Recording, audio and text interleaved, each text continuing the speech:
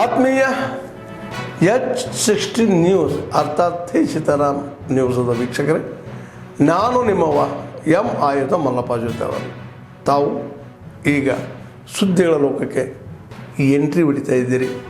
ಈ ಸುದ್ದಿಗಳನ್ನು ಪ್ರತಿಯೊಂದು ನೋಡೋ ಜೊತೆಗೆ ನಿಮ್ಮ ಅಭಿಪ್ರಾಯಗಳನ್ನು ಹಚ್ತಾ ಇರಿ. ಯಾಕಂದರೆ ಈ ಸುದ್ದಿಗಳು ನಿಮಗಾಗಿ, ನಿಮ್ಮ ಬದುಕಿಗಾಗಿ, ನಿಮ್ಮ ವೈಚಾರಿಕೆಗಾಗಿ, ನಿಮ್ಮ ತಿಳುವಳಿಕೆಗಾಗಿಯೂ ನಿಮಗೂ ಗೊತ್ತು, ಜೊತೆಗೆ ನಮಗೂ ನಿಮ್ಮೊಂದಿಗೆ ಇದೊಂದು ಮಾತಾಡುವಂಥ ಜೊತೆಗೆ ಸುದ್ದಿಗಳನ್ನು ಬಿಡುವಂಥ ಕೆಲಸ. ಈ ಕೆಲಸದಲ್ಲಿ ನಾವು ನಿಮ್ಮೊಂದಿಗಿದ್ದೀವಿ ಅಂತ ಹೇಳ್ತಾ ನೋಡ್ತಾ ಇರಿ ಸುದ್ದಿಗಳನ್ನು.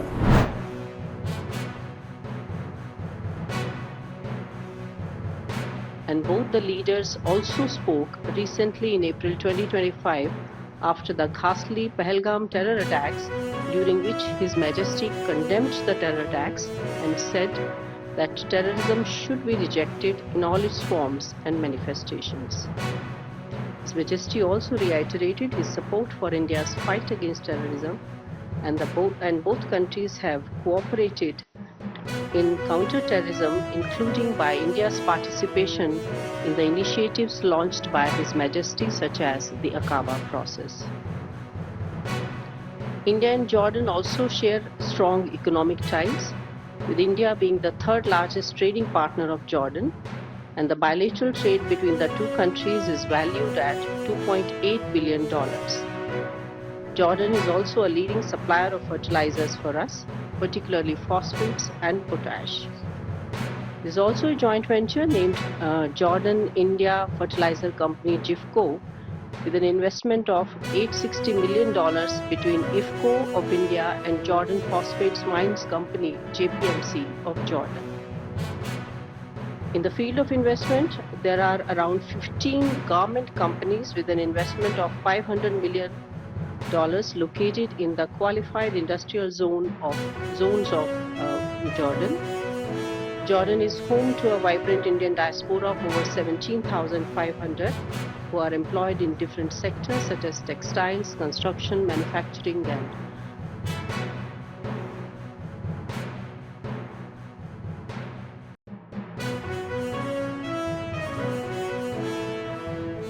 comprehensive economic partnership agreement. We are all very optimistic about it. The teams from both the sides, we have been working very hard for its early finalization, and we are working towards it. As I mentioned, that several of these documents are still under various stages of finalization and awaiting for approvals of both the sides.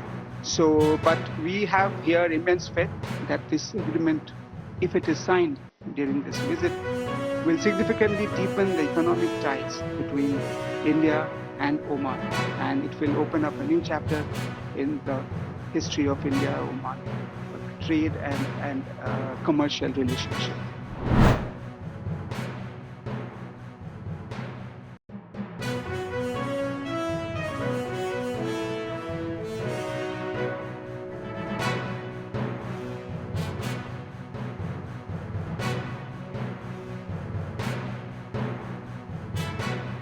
उस पर बोलने का मौका दिया है, इसके लिए मैं सबसे पहले तो आपका धन्यवाद देता हूँ.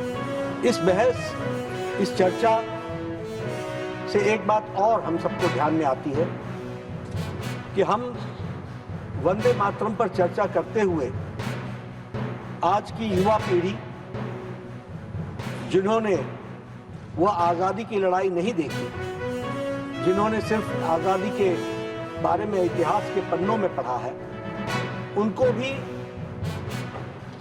वह जानकारी बहुत गहराई से इस चर्चा के माध्यम से मिलने वाली है, जो युवा पीढ़ी को भी आने वाले समय में प्रेरित करेगी. जब हम वंदे मातरम की बात करते हैं तो हम यह मानते हैं कि ये देश की आत्मा को जगाने का मंत्र है.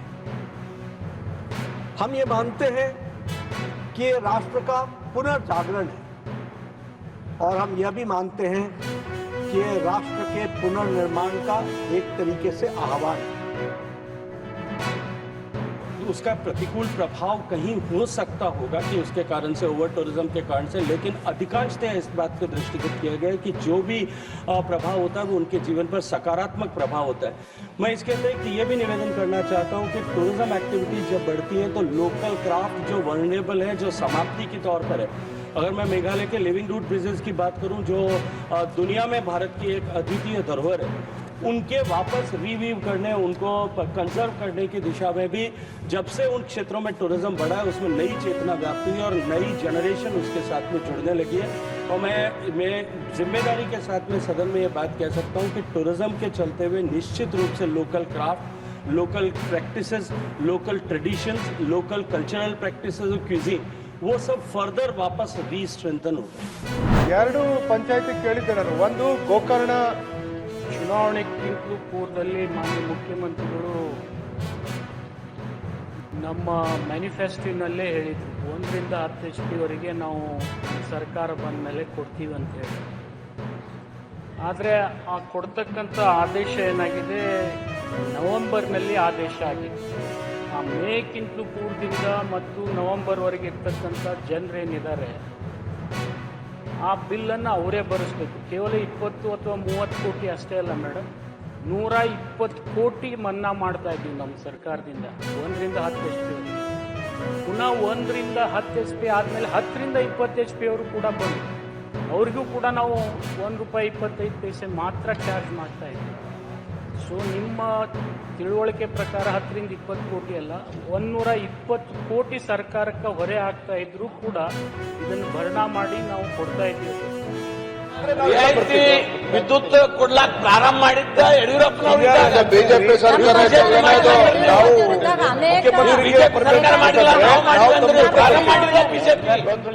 ಪ್ರಣಾಳಿಕೆಯಲ್ಲಿ 1ರಿಂದ 10 HP ವರೆಗೆ ಫ್ರೀ ಕೊಡ್ತೀವಿ ಅಂತಿದ್ವಲ್ಲ, ನಮ್ಮ ಪ್ರಣಾಳಿಕೆಯಲ್ಲಿ ಕೊಟ್ಟಿದ್ದೀವಿ ಸರ್.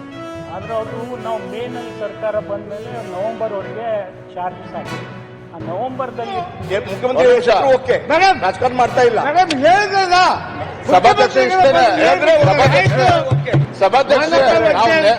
ನೇಕಾರ ವಿಚಾರದಲ್ಲಿ ರಾಜಕಾರಣ ಮಾಡೋ ಪ್ರಶ್ನೆ ಇಲ್ಲ. ನಾವೇನ್ ಅದು ನಮ್ಮ ವಿನಂತಿ ಇಷ್ಟೇ ಸ್ವಾಮಿ, ನಮ್ಮ ಸಭಾಧ್ಯಕ್ಷ ನಮ್ಮ ವಿನಂತಿ ಇಷ್ಟೇನೆ. ನೇಕಾರ ವಿಚಾರದಲ್ಲಿ ಚೌಕಾಸಿ ಮಾಡುವಂತದ್ದು ಬೇಡ. ಈಗಾಗಲೇ ಸಂಕಷ್ಟದಲ್ಲಿದ್ದಾರೆ. ಅದೇನು ಇನ್ನು 5-6 ತಿಂಗಳು ಏನ್ ಮಾಡ್ಬೇಕು ಅದನ್ನ ಸೇರಿಸ್ಕೊಂಡು ಅದನ್ನ ಇಂಪ್ಲಿಮೆಂಟ್ ಮಾಡ್ಲಿ, ಅಷ್ಟೇ ಮಾಡಿ ಅಂತ ವಿನಂತಿ ಮಾಡ್ತಾ ಇರುವಂತದ್ದು. ಇನ್ನೊಮ್ಮೆ GMC ಕಳಿಸ್ತೀನಿ, ಅವಾಗ ಇವರು ಅಲ್ಲಿ ಇಟ್ಕೊಂಡು ಆ ರೈತರಿಗೆ ಮತ್ತು ಸ್ಥಳೀಯರಿಗೆ ಮಾಡಿಸಿ. ಬಹುತೇಕ ನಾನು ವೆಂಕಟ ಶಿವರೆಡ್ಡಿ ಅವರು ಬಹುತೇಕ ಜನರಿಗೆ ಒಪ್ಪಿಸಿ, ಎಲ್ಲರನ್ನೂ ಒತ್ತಬೇಕು. 100% ಎಲ್ಲಿನೂ ಆಗೋದಿಲ್ಲ, ಸರಿ ಬಿಡಿ. ಮೆಜಾರಿಟಿ ಜನಕ್ಕೆ ನೀವು ಒಪ್ಪಿಸಿ, ಅಲ್ಲಿ ತುಂಬ ಸಹ ಒಪ್ಪಿಸಿದ್ರೆ ನಾವು ಮುಂದುವರೆಕಾಗ್ತದೆ. ನಾವು ಈ ಕಡೆ ರೈತರನ್ನ ವಿರೋಧ ಹಾಕೊಂಡು ಇದು ಮಾಡಿಸಿ ಅಲ್ಲಿ ಆಫೀಸರ್ಸ್ ಹೋದಾಗ ಅವ್ರಿಗೆ ಮಾಡಿದಾಗ ಏನು ಪ್ರಾಬ್ಲಮ್ ಇಲ್ಲ, ಆ ಪೊಲೀಸ್ ಪಾರ್ಟಿ ತಗೊಂಡು ಹೋಗೋದು ಅದೆಲ್ಲ ಸರಿ ಆಗುದಿಲ್ಲ.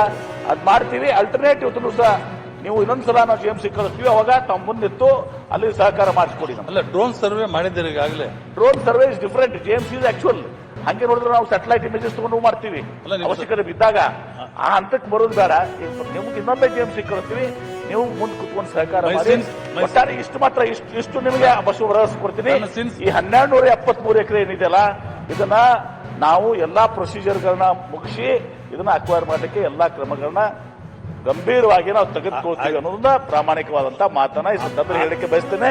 ಎರಡನೇ ಫೇಸ್ ಏನ್ ಹೇಳ್ತಿರಲ್ಲ, ಅದಕ್ಕೆ ನಾವು ಇದನ್ನ ಡಿಮ್ಯಾಂಡ್ ಬಂದ್ರೆ 1273 ಎಕರೆ ಇದೆಯಲ್ಲ, ಇದು ಡೆವಲಪ್ ಮಾಡಿ ಅಲ್ಲಿ ಡಿಮ್ಯಾಂಡ್ ವ್ಯಕ್ತಪಡಿಸಿದ್ರೆ, ಡಿಮ್ಯಾಂಡ್ ಬಂದ್ರೆ ಅಲ್ಲಿ ಎರಡನೇದಕ್ಕೂ ಕೂಡ ನಾವು ತುಂಬ ಸಕ್ಕರೆ ಬಗ್ಗೆ. ಸೊ ದಯಮಾಡಿ ಎರಡೂ ಮಾಡ್ಕೊಡ್ಬೇಕು ಅಂತ ನಾನು ಒಂದೇದ ಬಗ್ಗೆ ಕೊಡ್ರಿ. 1 ವರ್ಷ ಆಗಿದೆ, ಇನ್ನೊಂದು 11 ತಿಂಗಳಾಗಿದೆ. ಒಂದಕ್ಕೆ ಇನ್ನೂ 1 ವರ್ಷ ಟೈಮ್ ನಮ್ಮ ಅಗ್ರಿಮೆಂಟ್ ಅಲ್ಲಿ ಇದೆ ಸಭಾಧ್ಯಕ್ಷರೇ. ನಾವು ಅವ್ರಿಗೆ ಕಾಮಗಾರಿ ಶುರು ಮಾಡಿದವಾಗ ನಾವು ಅಗ್ರಿಮೆಂಟ್ ಮಾಡಿದ್ವಲ್ಲ, ಆ ಅಗ್ರಿಮೆಂಟ್ ಅಲ್ಲೇ ಇನ್ನು 26ಕ್ಕೆ ಅದು ಕಂಪ್ಲೀಟ್ ಆಗೋದು ಸಭಾಧ್ಯಕ್ಷರೇ. 26 ತನಕ ಒಳಗಡೆನೆ ನೀರು ಎಲ್ಲಾ ಜಾಗಕ್ಕೂ ಕೊಟ್ಬಿಡ್ರಿ ಅಂದ್ರೆ ನಾವೇನು ವಿಳಂಬ ಮಾಡಿಲ್ಲ ಸಭಾಧ್ಯಕ್ಷ. ಆದ್ರೆ ಮುಖ್ಯವಾದ ಪ್ರಶ್ನೆ ಮಾನ್ಯ ಮಾನಪ್ಪ ಅವರದು ಮುದ್ಗಲ್ ಪಟ್ಟಕ್ಕೆ ಕೊಡಕ್ಕೆ ಇಲ್ಲ ಅಂತ ಹೇಳ್ತಾ ಇದ್ದಾರೆ ಸಭಾಧ್ಯಕ್ಷ. ಅದು ನಾನು ಒಪ್ಕೋತೀನಿ ಸಭಾಧ್ಯಕ್ಷ. ಯಾಕಂದ್ರೆ 34 ಕೋಟಿ ರೂಪಾಯಿ ಬೇಕಾಗಿತ್ತು. ಅದರಲ್ಲಿ ಬರೀ ನಮಗೆ 17 ಕೋಟಿ ಮಾತ್ರ ನಮ್ಮ ಅನುದಾನ ಇತ್ತು. ಆ 17 ಕೋಟಿಲಿ ಸುಮಾರು 6.5 ಕೋಟಿ ರೂಪಾಯಿಗಳನ್ನ ಈಗಾಗಲೇ ಖರ್ಚು ಮಾಡಿ 27% ಅಲ್ಲಿ ಕೆಲಸವನ್ನ ನಾವು ಮಾಡಿದ್ದೀವಿ. ಇದು ಸುಮಾರು 29 ಕೋಟಿ ರೂಪಾಯಿಗಳ ಅನುದಾನ ಬೇಕಾಗ್ತದೆ ಸಭಾಧ್ಯಕ್ಷ. ಆ ಹಣವನ್ನ ಬೇಕು ಅಂತ ಕೇಳಿ ನಾವು ಹಣ ನಮ್ಮ ಫೈನಾನ್ಸ್ಗೆ ಕೇಳಿದ್ವಿ ಸಭಾಧ್ಯಕ್ಷರೇ. ಯಾವುದಾದ್ರೂ ಪ್ರಯತ್ನ ಪಟ್ಟು ಯಾವುದಾದ್ರೂ ರೀತಿಯಲ್ಲಿ ನಾವು ಅಲ್ಲಿಗೆ ಮುದುಗಲ್ಪಟ್ಟಕ್ಕೂ ಸಹ ನೀರು ಕೊಡ್ಲಿಕ್ಕೆ ನಾವು ಪ್ರಾಮಾಣಿಕ ಪ್ರಯತ್ನವನ್ನು ಮಾಡ್ತೀವಿ ಸಭಾಧ್ಯಕ್ಷರೇ.